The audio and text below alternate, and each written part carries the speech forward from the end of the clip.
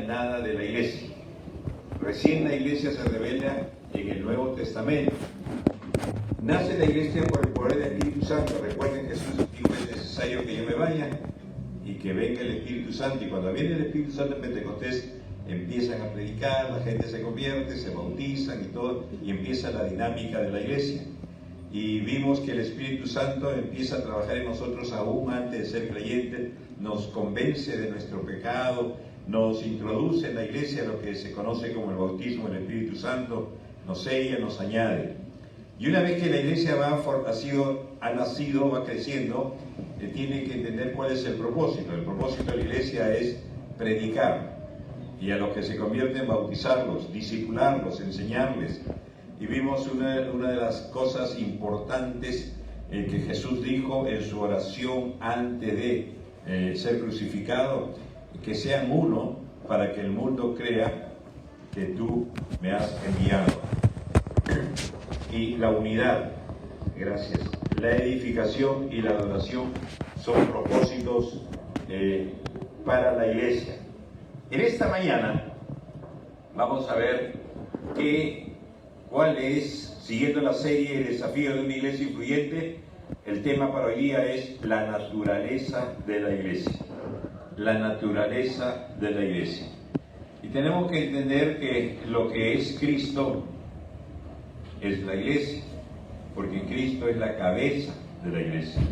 La naturaleza de Cristo es la naturaleza también de la iglesia.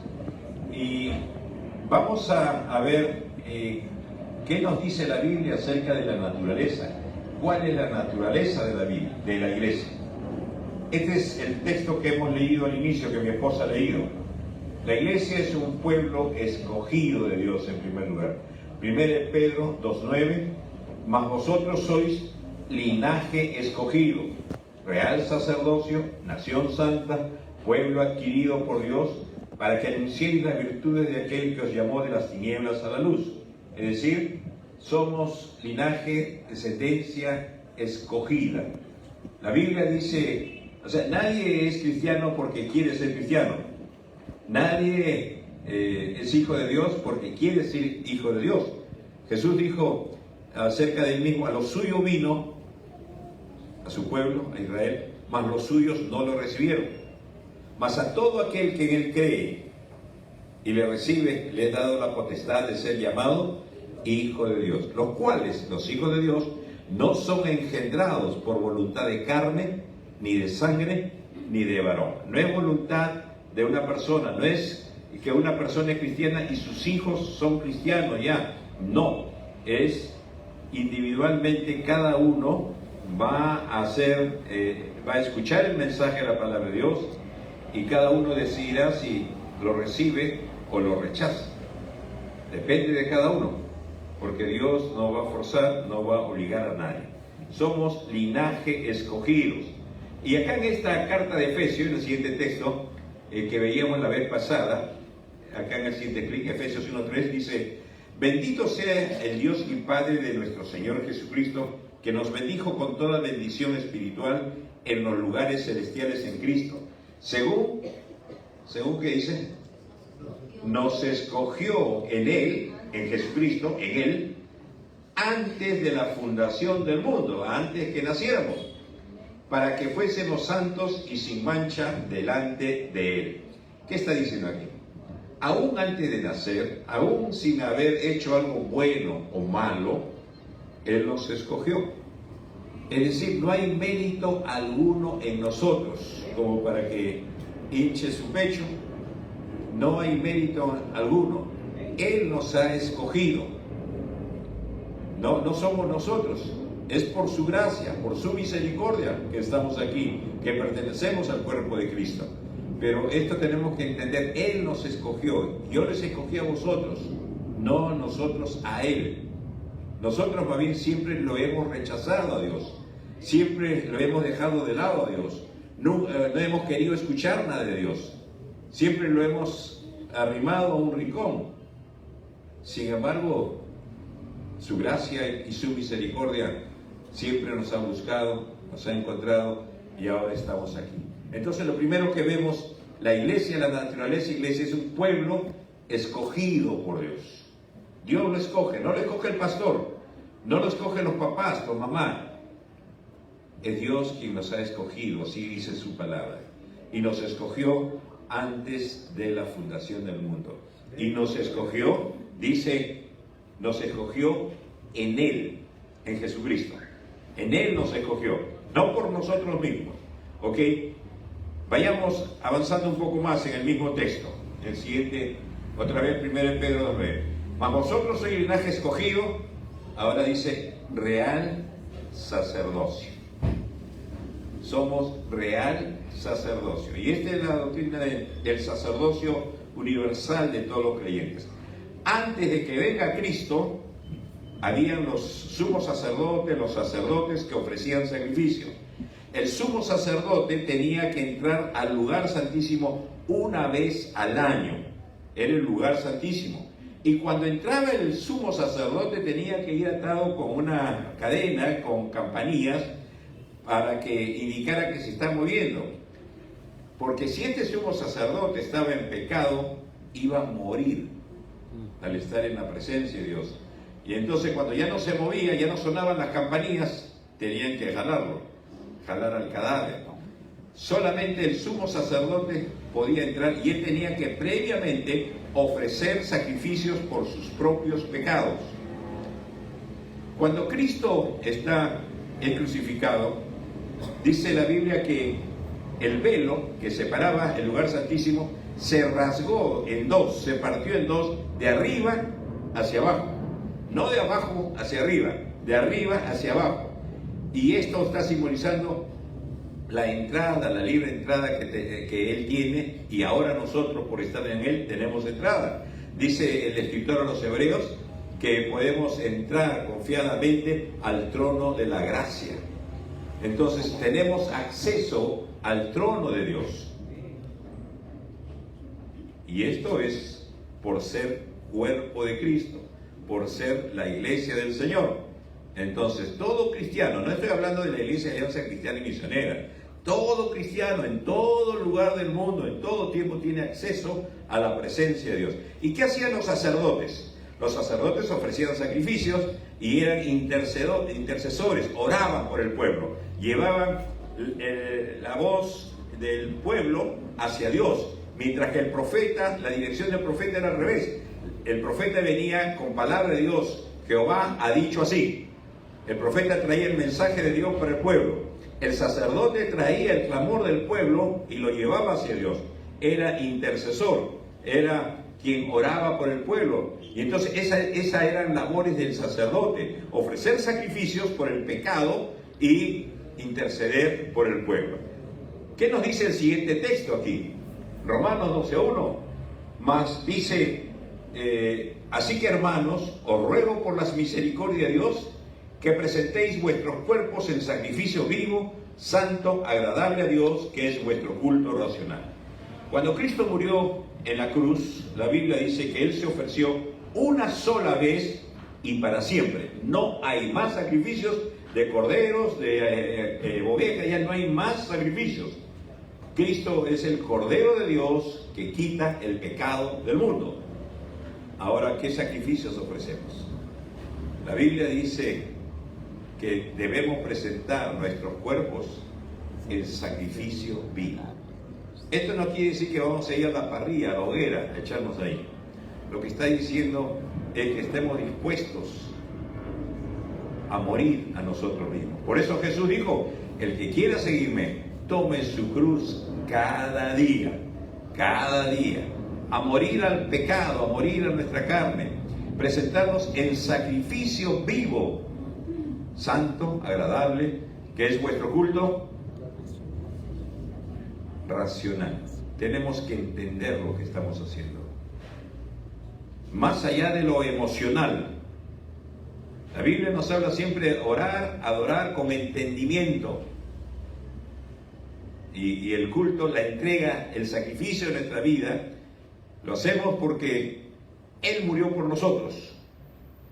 Y Él nos llama a morir a nosotros. El que quiera seguirme, dijo Jesús, tome su cruz. Y la cruz es instrumento de muerte. Pero no está hablando de muerte física de nosotros. Está hablando de morir a nuestra tendencia natural al pecado, morir a la carne, morir al pecado mismo.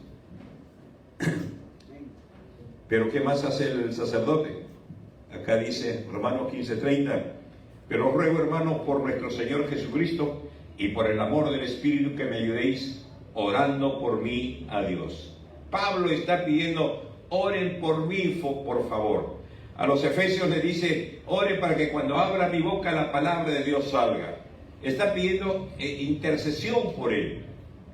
¿Y a quiénes pide? A la iglesia. ¿Por qué? Porque la iglesia es real sacerdocio. Tiene la labor de interceder unos por otros. Y oramos por necesidades, por enfermedades. Oramos por la familia, oramos por diversas razones. Intercedemos delante de Dios. Esta es la labor nuestra, la naturaleza de la iglesia. Y esto es algo que tenemos que hacer siempre. Dios quiera que cada uno en sus oraciones diarias pueda interceder por su hermano, por su hermana que está pasando dificultades, por los pastores, por los líderes que llevan la carga, la marcha de la iglesia. ¿Ok? Entonces somos, la naturaleza de la iglesia dice que somos real sacerdocio, intercedemos y ofrecemos sacrificio vivo de nuestra propia naturaleza. Seguimos avanzando en la siguiente diapositiva, continuamos con el texto. Mas vosotros sois linaje escogido, real sacerdocio, nación santa. Nación santa. Así que dice que somos una nación santa. ¿Qué significa santa? Aquí hay una torta.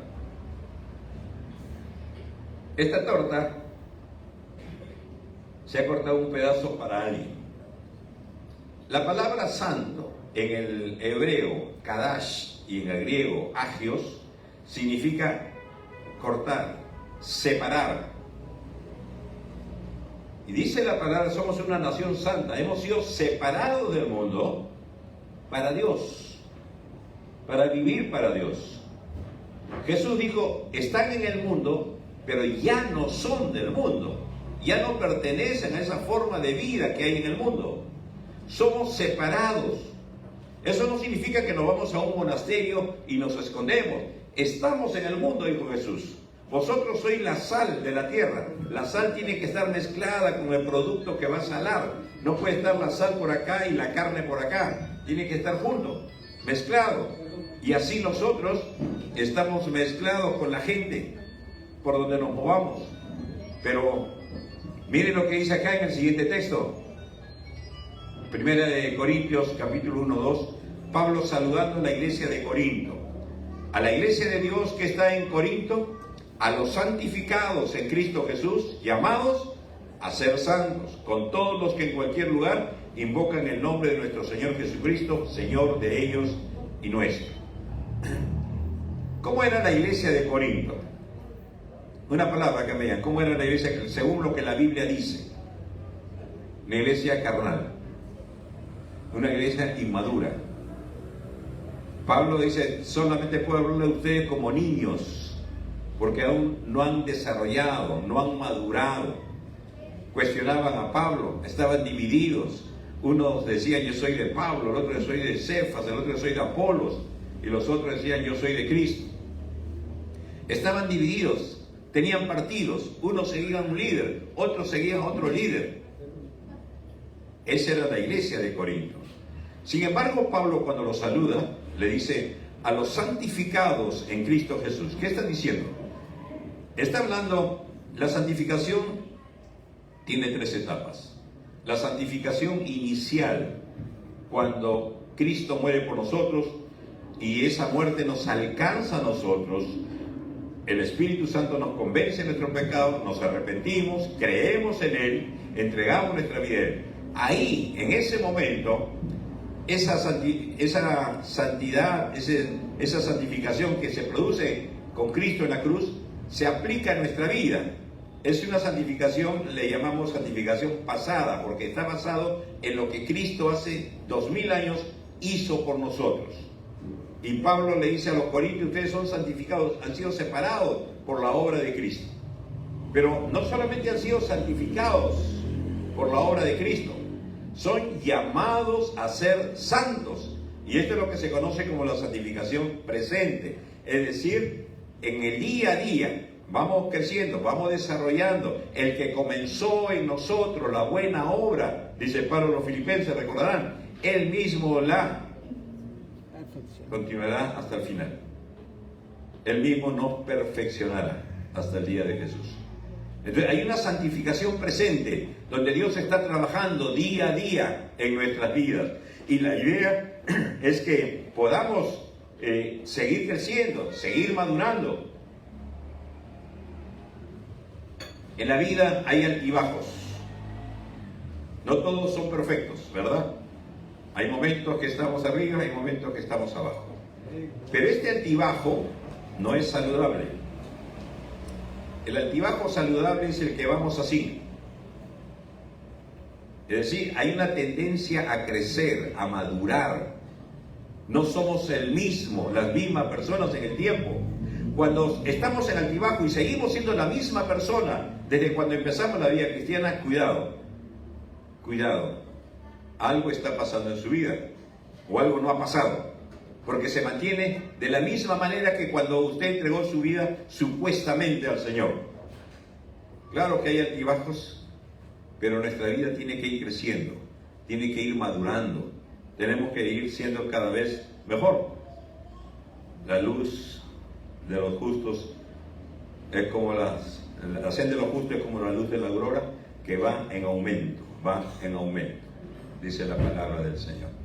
Entonces, esto es la santificación presente. La santificación pasada tiene que ver con la justificación. Fuimos santificados por la fe en Cristo, en lo que Cristo hizo hace casi 2000 años. La santificación presente, el llamados a ser santos, es en lo que Dios va obrando en nosotros día a día. Cuando nos va hablando y nosotros vamos asimilando esa palabra, va haciendo esa palabra parte de nuestra vida, vamos obedeciendo la palabra, vamos apartándonos del pecado, vamos desarrollando, vamos creciendo. Y la santificación futura será en la glorificación, es decir, cuando ya no haya pecado en nuestra vida, eso será cuando estemos allá, cuando Cristo venga otra vez. Aquí, mientras estamos en la tierra, no hay ni uno perfecto, no hay ni uno que puede decir yo ya no peco. La Biblia dice que todos pecamos muchas veces y de muchas maneras. Dice el texto, continuamos ahora en la siguiente diapositiva. ¿Qué más dice? La iglesia es posesión de Dios, es decir, mas vosotros sois linaje escogido, real sacerdocio, nación santa, pueblo adquirido. Hemos sido adquiridos por Dios. Usted cuando va a una tienda compra un pantalón, usted adquiere ese pantalón. Y no se lo regalan, usted va y paga con yape, con tarjeta, con lo que fuera. Usted adquiere, paga por esa prenda que usted lleva de la tienda. Aquí en el siguiente texto, 1 de Pedro, dice 1, 18 y 19, sabiendo que fuisteis rescatados de vuestra vana manera de vivir, la cual recibiste de vuestros padres, no con cosas corruptibles, como oro o plata, sino con la sangre preciosa de Cristo, como de un cordero sin mancha y sin contaminación. Es decir, hemos sido comprados, no con nada corruptible, como oro, plata, con dinero, absolutamente no. Hemos sido comprados con la sangre preciosa de Cristo Jesús. Somos adquiridos. Hermanos, ahora pertenecemos a Dios. Por eso cuando fuimos creados, fuimos sellados por el Espíritu Santo. Cuando el rey ponía el sello a un documento, eso significaba que ese documento pertenecía al rey. Nadie podía abrirlo, nadie podía tocarlo. Ahora, no es mi vida. Así es mi vida, pues yo quiero ser, nadie me va a cambiar. Si alguien piensa, nadie me va a cambiar, déjeme decirle que todavía está muerto espiritualmente. A un muerto nadie lo cambia. El que está vivo, sí, va a crecer, va a desarrollarse, va a ir madurando, va a ir cambiando. Somos pueblo adquirido, somos rescatados, comprados. El Señor nos ha comprado. estamos en dirección hacia la muerte eterna, hacia el infierno. El Señor en su gracia nos compró, nos adquirió. Por lo tanto, le pertenecemos a Él. Y esto tenemos que entender, hermanos. No es que con mi vida yo hago lo que quiera. No es tu vida ya. Es la vida del Señor. Que te está dejando vivirla es otra cosa. Pero eres responsable, vas a dar cuenta de todo lo que hagas delante del Señor. Salomón dice en Eclesiastés: joven, tome placer tu corazón y haz lo que quieras, pero tienes que saber, de todo lo que hagas darás cuenta al Señor. Entonces, es como alguien le prestó el carro, y tal vez usted puede trasladarse con el carro, ir a trabajar, ir al paseo, regresar. Usted tiene que cuidar el carro, tiene que darle mantenimiento al carro. Esta vida que tenemos, que la estamos viviendo, no es nuestra, hermanos. Así como Dios nos dio, la puede tomar en el momento que Él crea conveniente. No nos aferremos a esta vida. El Señor nos va a llevar en un momento a su presencia, o a cualquier ser querido. Hemos sido adquiridos, hemos sido comprados, hemos sido rescatados con la sangre preciosa de Cristo Jesús. ¿Ok? Vayamos continuando con lo que es la naturaleza de la iglesia. ¿Qué es la naturaleza de la iglesia? Pablo dice a Timoteo, que vive en la iglesia de Éfeso, que está en Asia Central: esto te escribo aunque tengo la esperanza de ir pronto a verte, para que si tardo sepas cómo debes conducirte en la casa de Dios, que es la iglesia del Dios viviente. ¿Y qué es la iglesia del Dios viviente? Columna y baluarte de la verdad. Somos la iglesia. La columna en el templo de Diana de Éfeso, está escribiendo a Pablo que está en Éfeso, era conocido el templo, tenía más de 100 columnas ese templo. Era una de las 7 maravillas antiguas del mundo. Y sus columnas estaban adornadas con oro, piedras preciosas. Pero las columnas también sostenían la estructura fuerte del techo. Es la función de la columna, es sostener. Y el baluarte era esto que unía los dos muros, era un muro de defensa contra el enemigo. Y la iglesia es baluarte, es columna de la verdad. Somos los que tenemos que mostrar, sostener la verdad en medio del mundo. Y tenemos que defender la verdad. Pedro dijo, hermanos, que estemos preparados para presentar defensa de nuestra esperanza con mansedumbre. Tenemos que prepararnos para presentar defensa del Evangelio. La iglesia es columna y baluarte. Así como este baluarte servía para defender del enemigo, lo mismo nosotros tenemos que estar preparados para presentar defensa. Judas dice que contendáis ardientemente por la fe dada una vez a los santos. La fe, ese cúmulo de doctrina, la palabra de Dios.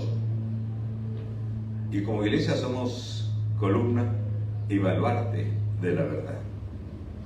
Por lo tanto, la palabra de verdad, la verdad, tiene que ser sostenida por la iglesia, tiene que ser defendida por la iglesia. No podemos permanecer tímidos, escondidos. Tenemos el poder de Dios en nosotros, tenemos el Espíritu Santo en nosotros, y es responsabilidad de nosotros conocer las Escrituras, conocer la verdad. Gracias a Dios tenemos los martes la escuela de capacitación. Espero que todos que nadie se esté quedando a ver su novela, su internet, su Facebook. Prepárese, estudie la palabra. Esa palabra va a ser de bendición para su vida. Entonces, columna y baluarte de la verdad. ¿Pero qué es la verdad? La siguiente diapositiva. La palabra es la verdad. Santiago 1:18 dice: Él de su voluntad nos hizo nacer por la palabra de verdad, para que seamos primicias de sus criaturas. La palabra es poder. Hermanos, el poder no está en el predicador. El poder no está en el maestro.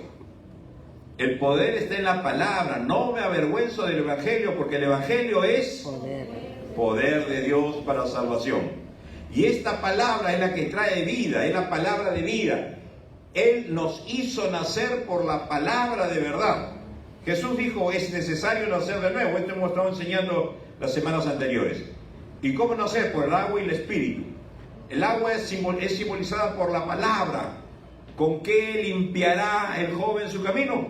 Con guardar tu palabra. Vosotros ya estáis limpios por la palabra que os he hablado, dijo Jesús a los suyos. La palabra como el elemento de limpieza. La palabra es la verdad. Nos hizo nacer, trae vida, ¿no? Nos lleva a Jesús. Recuerden que la fe viene por el oír, y el oír la palabra de Dios. La palabra es el instrumento por el cual Dios nos permite nacer de nuevo. El siguiente texto, Juan 17. Jesús dice, le dice al Padre, hablando de los suyos, santifícalos en tu verdad, tu palabra es verdad. La palabra es el elemento con el cual Dios nos santifica, ¿verdad? La palabra va limpiando nuestros pensamientos, nuestra forma de vida, cómo miramos al mundo, cómo pensamos. Dice la palabra de Dios en Romanos, dice, no os conforméis a este siglo, a este mundo, sino transformaos por medio de la renovación de vuestro entendimiento. Renovar el contenido. Esta mente está llena de todas las cosas que hemos visto, hemos leído, hemos recibido desde niños, desde pequeñitos, adolescentes, jóvenes, adultos. Un montón de conceptos, ideas se han anidado acá y esos conceptos nos llevan a una forma de vida. ¿Por qué viven así? Porque es su manera de pensar. La única manera de cambiar la vida es cambiando nuestra manera de pensar, transformados por medio de la renovación, renovar nuestro entendimiento, renovar el contenido que ha sido llenado de basura durante tantos años. Si queremos cambiar nuestra vida, tenemos que cambiar nuestra forma de pensar. Santifícalos en tu verdad. El elemento para santificarnos, para purificarnos, para limpiarnos, para lavarnos, para transformarnos, es la palabra de verdad. ¿Qué más es la palabra? Juan 8:31 dice, dijo entonces Jesús a los judíos que habían creído en él, si vosotros permaneciereis en mi palabra, seréis verdaderamente mis discípulos y conoceréis la verdad, y la verdad os hará libres. La palabra nos hace nacer. La palabra nos santifica en el día a día. La palabra nos hace libres contra aquel pecado, aquel hábito, aquella costumbre que nos tiene atados, que queremos dejar, que queremos abandonar. Y esa libertad, si vosotros, hay un sí condicional, hay una condición. Si vosotros permaneciereis en mi palabra, seréis verdaderamente libres y conoceréis la verdad, seréis verdaderamente mis discípulos y conoceréis la verdad y la verdad os hará. Si dice seréis verdaderamente mis discípulos, es porque habían falsos discípulos. Habían falsos discípulos. Y en la iglesia también los hay. El apóstol Juan dijo, salieron de nosotros, pero no eran de nosotros. Estaban con nosotros, se sentaban domingo a domingo, y de repente un día ya no están. No eran de nosotros. Si permanecer en la palabra, seréis verdaderamente mis discípulos. Y como consecuencia, el permanecer en la palabra, van a conocer la verdad. Y esta verdad los va a hacer libre de aquello que los está atando en su vida. De aquello que ustedes quieren dejarlo y de repente lo dejan un día, 2 días y otra vez vuelven a lo mismo. Solamente la verdadera libertad la vamos a encontrar en el Señor, en su palabra. La palabra nos hace nacer, la palabra nos santifica, la palabra nos hace libres. Somos columna y baluarte de la verdad. Ahora, esa verdad, la siguiente, tenemos que conocerla y vivirla. El apóstol Juan escribe al anciano Gallo: pues mucho me regocijé cuando vinieron los hermanos y dieron testimonio de tu verdad, de cómo andas en la verdad. No tengo yo mayor gozo que este, el oír que mis hijos andan en la verdad. Es decir, Juan le está diciendo a Gallo, le está diciendo: cuando vinieron los hermanos, dieron testimonio de tu verdad, escucharon tu verdad, escucharon las enseñanzas tuyas, y ellos se gozaron. Gallo, este hombre tenía una verdad bíblica, una verdad doctrinal, pero no solamente lo tenía acá como conocimiento, sino que y de cómo andas, cómo vives esa verdad. Es decir, esa verdad que empiezas a conocer domingo a domingo a través de la palabra de Dios, los martes y día a día cuando lees la palabra. Esa verdad no solamente la acumulas acá en la mente, esa verdad tiene que traducirse en tu vida diaria, porque esa verdad, esa palabra empieza a cambiar tu manera de pensar, tu manera de ver las cosas, tu manera de relacionarte con las personas, tu manera de valorar las cosas, tu manera de priorizar las cosas. Cuando va cambiando tu mente, la verdad tiene que ser conocida, pero también vivida. De nada vale conocerlo y no vivirlo. Y esto es lo que hace más daño a la gente cuando ve a alguien que conoce las Escrituras, pero no las vive. ¿Para qué voy a ir a la iglesia? Se conoce un montón, pero mira cómo vive. Grita a su mujer, pega a su mujer, a veces toma, a veces... Por eso el apóstol Pablo, escribiendo a Romanos, dice: a causa vuestra el nombre de Dios es blasfemado. Porque conocen las Escrituras, pero no la viven. Es conocerla y es vivirla, no solamente conocerla. Somos columna y baluarte de la verdad. Continuamos. La verdad se va a comprobar. Clic. Si nuestra boca dice que tenemos comunión con Él, estamos en comunión con Dios, y andamos en tinieblas, ¿qué estamos haciendo? Mentimos. Y no practicamos la verdad. Nuestra boca dice que estamos en comunión. Pero ¿qué es lo que va a comprobar lo que sale de nuestra boca? Nuestra propia vida. Si decimos que estamos en comunión, la Biblia dice: Él es luz, andad como Él anduvo, andad en luz. Pero si andamos en tiniebla, estamos mintiendo. Si andamos en la oscuridad, si andamos haciendo no lo que Dios quiere, sino lo que el enemigo quiere, por más que digamos todo lo que digamos con nuestros labios, nos estamos engañando a nosotros mismos. Estamos mintiendo. Y la verdad se va a comprobar. La verdad no es solamente que salga de los labios.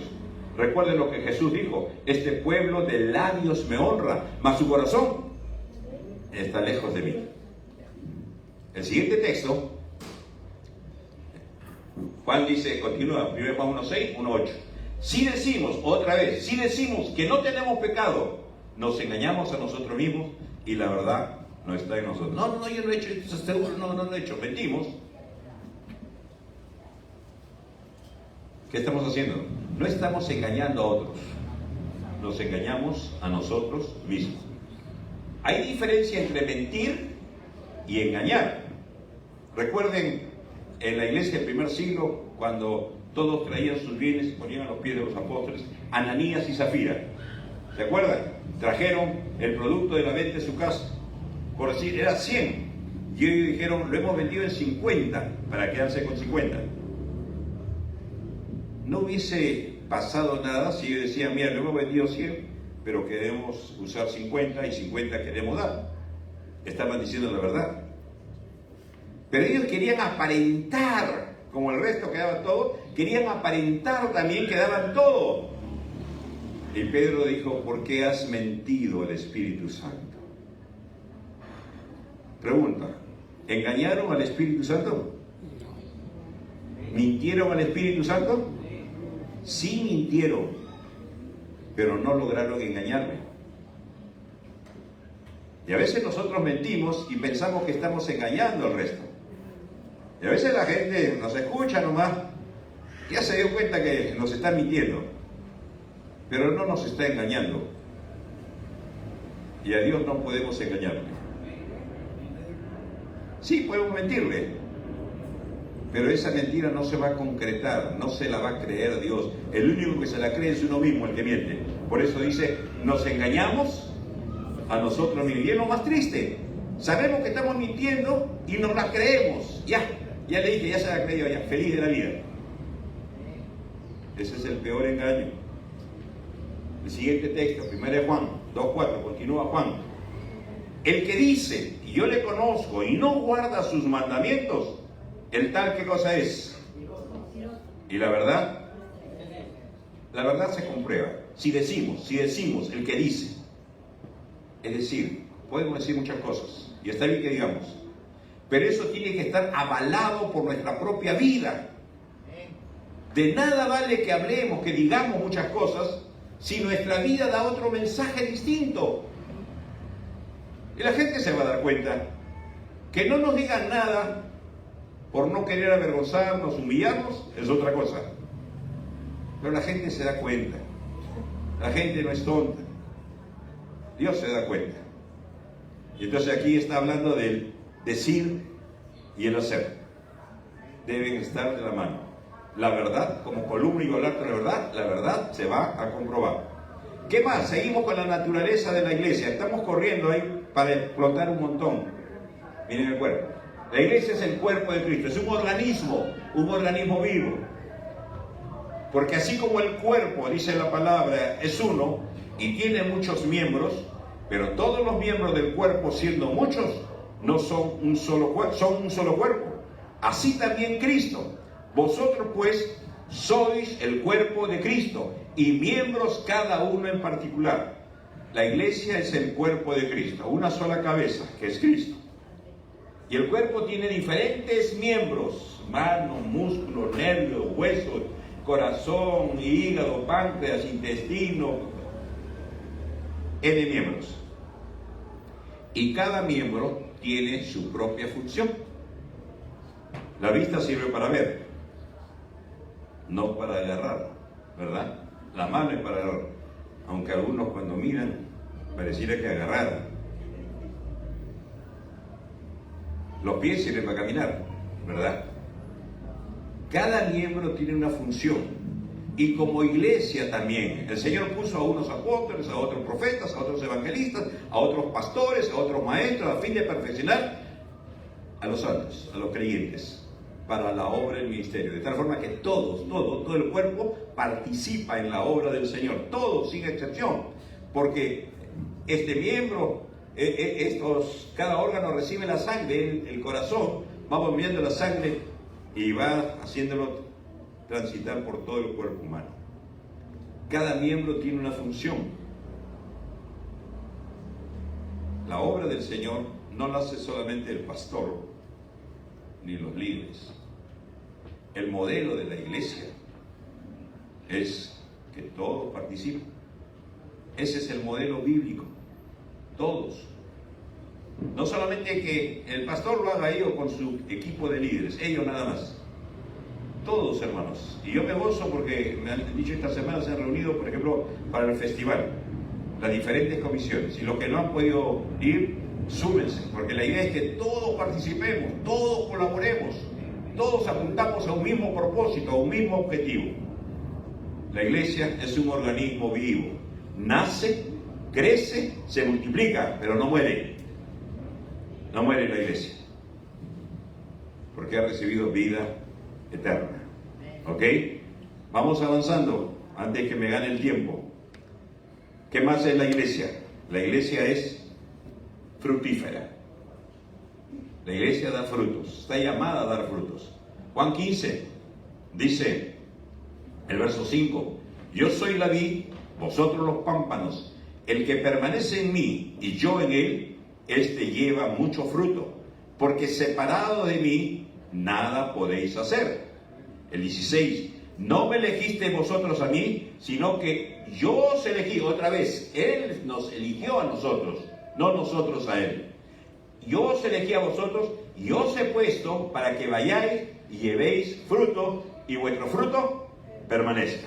Okay. Yo soy la vid, dice Jesús, ustedes son los pámpanos. Miren, siempre en esta metáfora, Jesús está unido a nosotros. Él es la vid, Él es el tronco. Nosotros somos las ramas. Las ramas. Y Él dice, separado de mí nada podéis hacer. Si yo corto esta rama antes de que dé los frutos, corto, está separado de la rama, no va a dar fruto. Tiene que estar pegado, unido a la rama. Y Él dice, el que permanece en mí, estamos en relación con Dios, en comunión con Dios, oyéndole, obedeciéndole, amándole, teniendo amor, respeto, temor de Dios. Entonces, el que permanece en mí, yo en él, este lleva mucho fruto. Separado de mí, nada podéis hacer.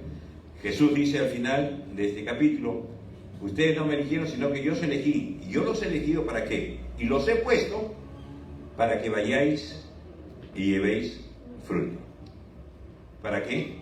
¿Qué dice acá? Para que vayan. ¿Qué significa? ¿Para que se queden acá nada más? Somos llamados a salir. Vosotros sois la luz de la iglesia. Así dice la Biblia. Vosotros sois la luz del mundo. Allá tenemos que brillar. El gran problema para muchos es que quieren brillar aquí, en las cuatro paredes. Y afuera se les acabó la pila, se les acabó la batería, no alumbran nada, no son luz, no se hacen conocer como creyentes, su vida no da a conocer. Yo los he puesto para que vayan, los he puesto, acá nos pone, en su iglesia, pero para salir. ¿Cuál es el mandato de Jesús cuando Él resucitó? Id por todo el mundo y predicad el Evangelio. Esa es la idea. Dios espera de nosotros, lo que siempre nosotros Él espera, fruto. Y los he puesto para que vayan y lleven fruto y vuestro fruto permanezca. ¿Qué más es la familia? Hablando de la naturaleza de la familia. El siguiente texto es una familia. Dice Efesios 2, 17. Y vino y anunció la buena nueva de paz a vosotros, que estabais lejos, y a los que estaban cerca, porque por medio de él, los unos y los otros, tenemos entrada por un mismo espíritu al Padre. Está el padre de familia, el jefe de familia. Así que ya no sois extranjeros ni advenedizos, sino conciudadanos de los santos y miembros de la familia de Dios. Lo que estábamos, Él dice, vino, anunció las buenas nuevas de paz a vosotros que estabais lejos. Está hablando de los gentiles. Recuerden, hace 2 semanas hablamos. Judíos y gentiles. Solamente 2 tipos de personas. Para los judíos eran ellos como judíos y el resto que no era judío era gentil. Y el misterio, recuerden la semana pasada, era que de ambos pueblos Dios hizo uno en la iglesia. Y entonces, la buena nueva de paz a vosotros que estabais lejos, a los gentiles, y los que estaban cerca, los judíos, porque por medio de él, de Jesús, los unos y los otros, judíos y gentiles, tenemos entrada por un mismo espíritu al Padre.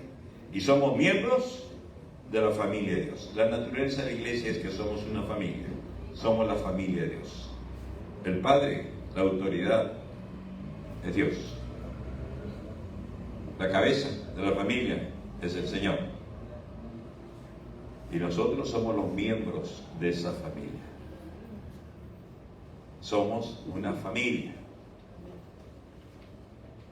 Y vamos terminando. La iglesia, siguiente por favor, es morada de Dios. Efesios 2:21, en quien, hablando de Jesús, en quien todo el edificio, bien coordinado, va creciendo para ser un templo santo en el Señor, en quien vosotros también sois juntamente edificados, ¿para qué? Morada de Dios en el Espíritu. Somos morada de Dios. La iglesia es la morada de Dios. La Biblia dice que Dios no habita en templos hechos por manos de hombres. Dios no habita en estas paredes. Nosotros nos vamos y queda vacío esto. Somos morada de Dios. Dios habita en nosotros. Hemos sido comprados. Este cuerpo pertenece a Dios. Así cuidadito lo que hacemos con este cuerpo. No es vuestro este cuerpo. Y miren lo que dice aquí 1 Corintios. ¿O ignoráis que vuestro cuerpo es templo del Espíritu Santo, el cual está en vosotros, el cual tenéis de Dios, y que no sois vuestros? Miren lo que está diciendo el Señor. Ese cuerpito que ustedes tienen es de ustedes. Cuídenlo. Estos ojitos que son miembros de este cuerpo, cuidadito los ojitos, lo que miran. Estas manitos, cuidadito las manitos, lo que tocan. Estos pies, cuidadito los pies, por donde van. Hermanos, si no entiendes esto, simplemente vas a hacer lo que te da la gana con tu cuerpo. Y lo único que te va a demostrar es que no eres de Dios, que Dios no habita en ti. ¿A alguien se le ocurrió entrar a una iglesia y pintar, ensuciar, echar basura? No, ¿verdad? Tiene cierta reverencia, cierto respeto por el local, que no es la morada de Dios. Pero ahí se reúne el pueblo de Dios. Entonces tratamos de cuidarlo, tratamos de mantenerlo limpio, tratamos de mantenerlo presentable, agradable, acogedor. Y con nuestro cuerpo, donde vamos, hermanos, así estemos solos, no está solo, Dios está dentro de usted, si usted es hijo de Dios. Si no es hijo de Dios, Dios no está dentro de usted. Pero si usted está usted es de Dios, usted será consciente que Dios está con usted. Si usted no está consciente de que Dios está con usted, cuidado. Luces rojas, peligro, peligro. De repente Dios no está en usted. De repente no ha nacido de nuevo. Porque el que ha nacido de nuevo tiene temor de Dios. No tiene temor al ojo de los hombres. Cuida su conducta porque lo está viendo tal persona, tal líder, tal autoridad, su jefe, su gerente, su pastor, su papá, quien sea. A veces es la cosa porque los ojos lo están viendo, entonces cambia, se cuida. Pero no se da cuenta que Dios está con él. Y no debemos cuidarnos de los ojos de la gente. Por eso Pablo dice, haced todas las cosas como para Dios, no para los ojos de los hombres, sino para Dios. Porque Dios mora en nosotros. Somos morada. La naturaleza de la iglesia es que la iglesia es morada de Dios. Resumimos el siguiente texto para terminar. La naturaleza de la iglesia es escogida de Dios. Nadie es miembro de la iglesia del Señor porque quiere, porque le gusta. A mí me gusta, yo voy a hacer. No. Él nos escoge. La iglesia es sacerdocio. Está dispuesto a sacrificar su vida, su carne, sus deseos pecaminosos, a morir a sí mismo y a interceder por otros. Esa es la labor del sacerdote. La iglesia es santa. Somos separados. Recuerden la torta. Somos separados para Dios. Hemos sido cortados de este mundo. Jesús dijo, ustedes están en el mundo, pero no son del mundo. Ya no son del mundo. Han sido cortados, han sido separados. Ahora pertenecen al Señor. Somos posesión de Dios. Él nos ha adquirido, Él nos ha comprado, no con oro, no con plata, sino con su sangre preciosa. Él derramó su sangre en la cruz para poder rescatarnos. Y ese rescate tuvo que pagarse por el rescate. La iglesia es columna y baluarte de la verdad. La palabra de Dios es la verdad. Tenemos que conocer la verdad. Tenemos que vivir la verdad. Y la verdad va a ser comprobada. Porque podemos decir muchas cosas con nuestros labios si decimos, pero no nos hemos estado mintiendo, engañándonos a nosotros mismos. No crean que engañamos a alguien porque no nos vio. Estamos tratando de engañar a Dios, pero nadie puede engañar a Dios. La Biblia es un organismo, el cuerpo, Cristo es la cabeza, y este organismo tiene diferentes miembros, cada miembro tiene una función, todos estamos llamados a participar. Este cuerpo tiene hambre, la cabeza empieza a funcionar. ¿Dónde hay comida? Allá. Me dice, allá está la comida. ¿Qué hace? Los pies empiezan a caminar. Las manos agarran la silla y se sienten. La boca pide, dame ¿qué hay? Un sándwich de pollo. La mano agarra el pollo, el pan con pollo, lo lleva a la boca. Los dientes mastican. Todo el sistema digestivo empieza a funcionar. Luego el sistema circulatorio está sacando todos los nutrientes y lo lleva por toda parte del cuerpo. Todos los miembros funcionan por un beneficio de todo el cuerpo. Y así es la iglesia. Todos trabajamos, todos servimos al Señor de diversa manera, pero todos. Es fructífera. El Señor nos ha puesto para llevar frutos. Y vamos a llevar frutos si permanecemos en la vid, si permanecemos unidos al Señor, si permanecemos en comunión con el Señor. Y Jesús dice, separado de mí, nada podéis hacer. Somos una familia, miembro de la familia del Señor. Dios es nuestro Padre. Somos hermanos. Somos miembros de la familia. La Biblia dice que Jesús no se avergonzó de llamarnos hermanos. Somos hermanos. Somos miembros de una familia. Y somos morada de Dios. Nunca estamos solos, hermanos. Cuando te sientas que estás solo, para algo malo o para algo bueno, no estás solo.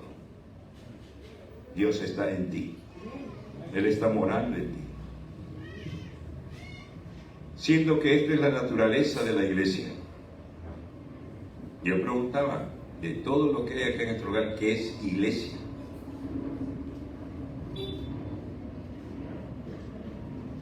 No todos son iglesia. Iglesias son, recuerden, cuando hablamos de la verdad, hemos sido nacidos, renacidos por la palabra de verdad. La palabra es lo que trae vida. La palabra es lo que produce fe. La palabra de Dios es lo que nos hace luego morada de Dios. ¿Y cómo saber si hemos nacido de nuevo? Hemos nacido físicamente todos. Desde que salimos del vientre de nuestra madre, empezamos a llorar. La mamá nos dio la teta, nos dio la leche, nos cambió de pañal, después nos dio con cucharita, después nos dio con taza. Y fuimos creciendo. Y teníamos hambre porque estábamos vivos. Podíamos comunicarnos. El bebé se comunicaba, aunque sea con llanto, pero se comunicaba. Hacía saber que quería cambiarse el pañal, hacía saber que tenía gases, hacía saber que tenía hambre. Se comunicaba. Ese bebé formaba parte de la familia. ¿Cómo saber si he nacido de nuevo? Hay necesidades. El doctor le da su palmada, ¿verdad? ¿Para qué? Para que llore, para que abra y... ¿Qué pasa si el bebé no llora? Problema grave. ¿Cómo saber si he nacido de nuevo? Jesús dijo, no solo de pan vive el hombre, sino de toda palabra que sale de la boca de Dios. ¿Tengo hambre por la palabra? ¿O puedo pasar una semana, un mes, un año sin leer la palabra de Dios y no sentir ningún deseo? Si fuera así, no estoy vivo espiritualmente. Y Jesús dice, es necesario nacer de nuevo. Jesús habló de la necesidad de orar siempre, de hablar con Dios. Tengo esa necesidad de hablar, de interceder por otros, o solamente acercarme al Señor. Señor, ayúdame, por favor, Señor, por favor, ayúdame, rapidísimo, estoy urgente, Señor.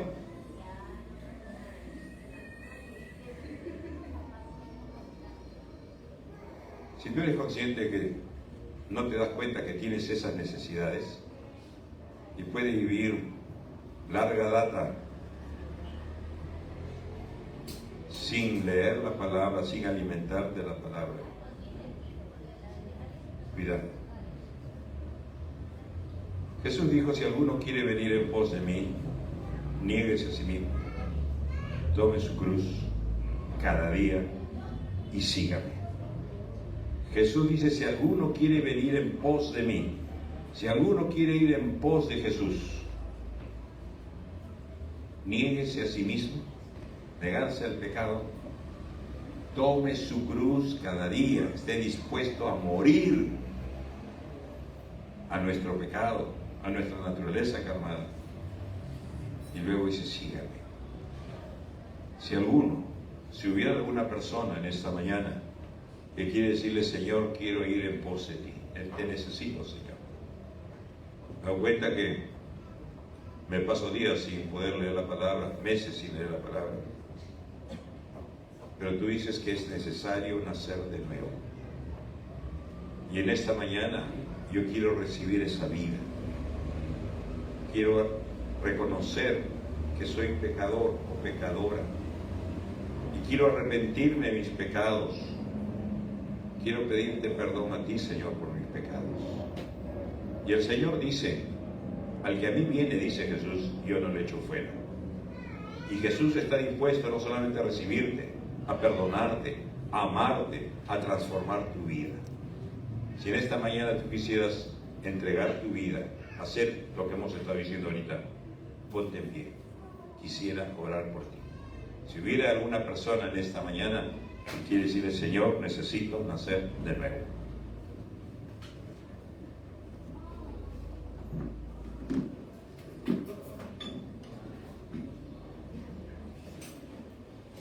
Padre, te damos gracias por tu palabra. Te damos gracias, Señor, porque tú eres bueno, porque tu misericordia es para siempre. Y tú estás llamando, Señor, a nacer de nuevo. Y así como llamaste a Lázaro y él salió de la tumba, Señor, así tú conoces quienes en esta mañana están saliendo de la muerte espiritual para recibir vida en Cristo Jesús. Bendice a cada persona que se presenta a ti, Señor. Toma sus vidas, oh Dios. Tú pagaste por sus vidas con tu propia vida, derramando tu sangre hasta el final, Señor. Toma sus vidas, bendíceles, por favor. Yo quiero pedir que los que se pusieron en pie, entregando su vida al Señor, tomen asiento. Padre, gracias te damos porque tú estás en medio nuestro. Tu bendición, tu misericordia sea con cada uno de nosotros, sea con tu iglesia, Señor. En el nombre de Jesús. Amén.